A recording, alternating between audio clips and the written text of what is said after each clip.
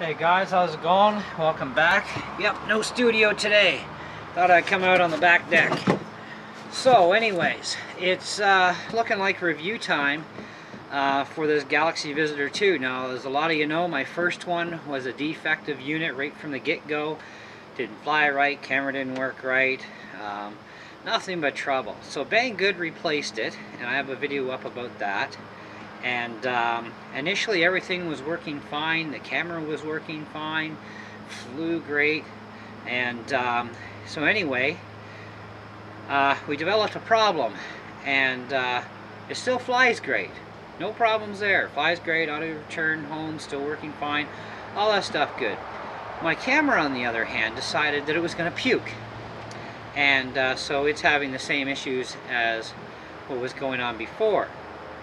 And so not too happy there, but I tried everything. I tried changing to different memory cards. I tried, angling the lens another direction, because the lens is angleable, which is nice on this camera, right? So, and I took a really good look at the camera when I pulled it off, and there's a lot of ribbon there. So, it's not like it's a problem to change the angle whichever way you want, so that's not a problem. But for some reason the camera didn't last long, and within about I don't know, 3 or 4 seconds of my videoing, it puked. And yesterday it went over 3 minutes without a hassle. So I don't know what's going on with the camera in these things, but I can tell you this much: I'm not too thrilled about it. I'm not even going to bother to complain to Banggood about it. I've had enough with this quad. I did take the camera off the other one just to try it, because the camera on the other one, if you angle the lens down the way they come factory, it freezes all the time. But when you push the lens up, it'll actually record and not have any problems. So I've got that camera on here now, and I've been working with it, and it seems to be okay. And I like the head-on frontal view anyways, instead of looking down at the ground, but this thing should be able to do it all, right? You'd think, okay? So I'm gonna just leave it like that. I'm gonna see if this camera pukes too, and if it does totally puke out, well, guess what? I can see the hammer meeting two cameras really quick, and because that's exactly what will happen, and because I'm just really frustrated with it. As far as the quad goes, like I said, it's still flying beautiful. I've had no problems flying it.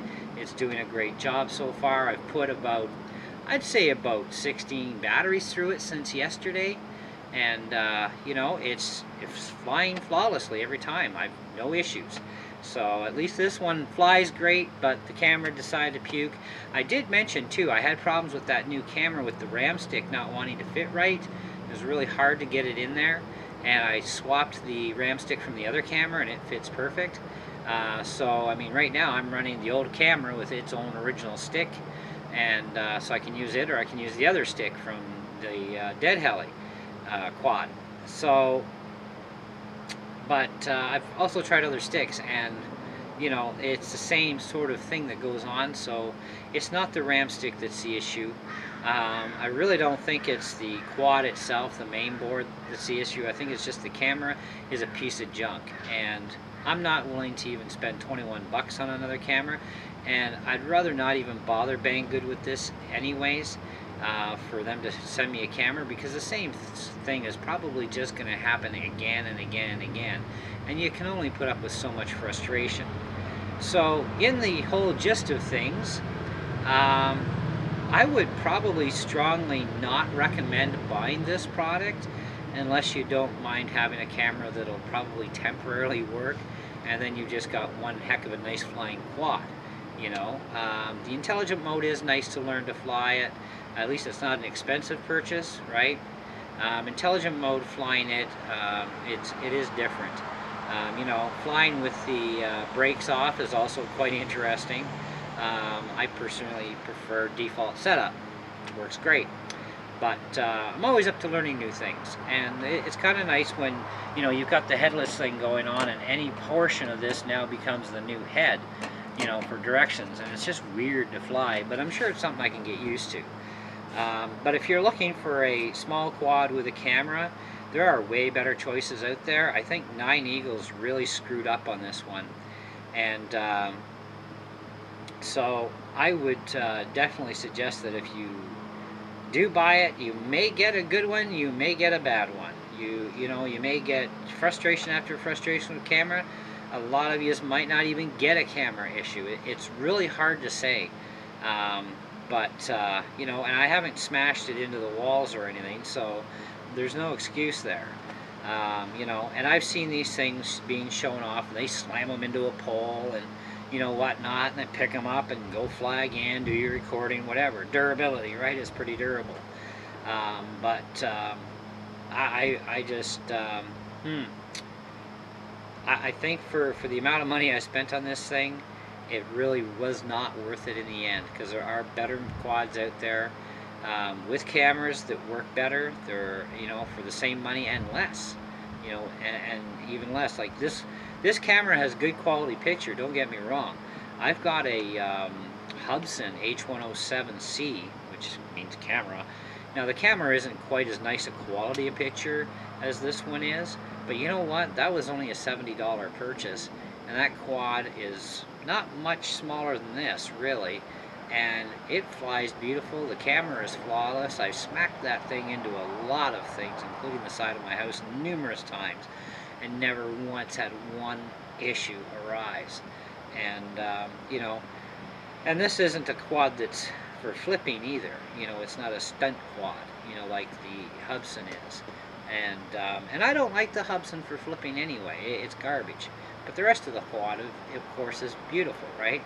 So they all got their good and bad things. You learn as you go. That's the big thing. This is definitely going to keep me away from the Visitor 3 and any other Visitor series quads that are out there from 9 Eagles, for sure. They do make really nice airplanes. They make great helicopters. But I think they need to spend a little bit more time in research and development and proper creation of quadcopters, especially ones with cameras, because this one, in my opinion, is a total flop. So anyways, that pretty much rolls it up. So if you want a star rating on this thing, 2 out of 5 is about the most I'll give it. Like I said, camera is junk. It's nothing but hassles. You shouldn't have to keep the camera just facing forward all the time to get it to work. This is a replacement unit that flies flawlessly, and initially the camera worked flawlessly, and then just all of a sudden up she goes, and I can't even get it in any position on that lens to record now. And so that's kind of a little disappointing there. The rest of the quad is not bad, though. It seems to be alright. I do find, though, that these crash brackets are pretty cheap. As far as build quality goes, they're easy to break if you get a hard enough hit. So you're going to want to buy a lot of spares of those. The blades seem to be okay. The rest of the quad seems to be alright so far. And like I said, I've had a whack load of batteries just through this one alone. And of course, I've done the same thing with the other one, trying to get it to straighten out. I've reprogrammed the radio like 20 times and all that other garbage, and I mean, it's just junk, that one. But that one was a real bad one. But at least I got a nice flying quad, and it works as it should, with the exception of the camera part. And we'll see how long this camera lasts, but I ain't holding my breath. So yeah, 2 out of 5, not recommended at all. So I know some of you are going to say, why not just give it a 0 out of 5? It's total junk. Well, it's not completely a total loss. It is a nice machine. It does fly well. All the features are great. It's just the camera in this particular unit. I mean, like I said, I'm on the camera from the other unit now, the defective one, and this camera was acting up on that one too, and it'll still act up on this one if I change that lens to point down. But as long as I keep it forward, it records really well. So there's something with these cameras. I just can't figure it out. But I can't give it a 0 because it's not a total junk thing. But if I was to think of a realistic price about what this thing should sell for, considering the hassles I've had and the problems and the cheap junky camera on it, I would say it's probably, I wouldn't realistically pay more than 50 bucks for something like this. The $130 some I paid for it, is way too much. And I've seen this quad sell on other websites up to $200 and over, which is ridiculous. So you really do need to shop around before you start hauling out the wallet, you know what I mean? Before you buy anything RC. Shop around, see who's got the best price and stuff. Unfortunately, this was one of those buys too where, you know, the only thing out on the internet was videos from companies, you know, and maybe a couple from individuals, but, you know, you really didn't see a lot of it, you know what I mean? So I took a chance, and sometimes I will take a chance. I will still take chances at times, and just to see, because I like to know myself, and then this way I can actually tell you guys, you know, what I really think of it, yes or no, you know. And this one, guys, I'm sorry, it's a definite no-go. But anyways, everybody's got their opinions, that's for sure. And I'm not being over picky or over critical here. You know, I'm just being honest up front, telling you guys how it is, and that's how I roll with my reviews. So if you got questions, comments, whatever, you know the drill, and I'll do the best I can to answer them, and we'll catch you on the next video. Thanks for watching.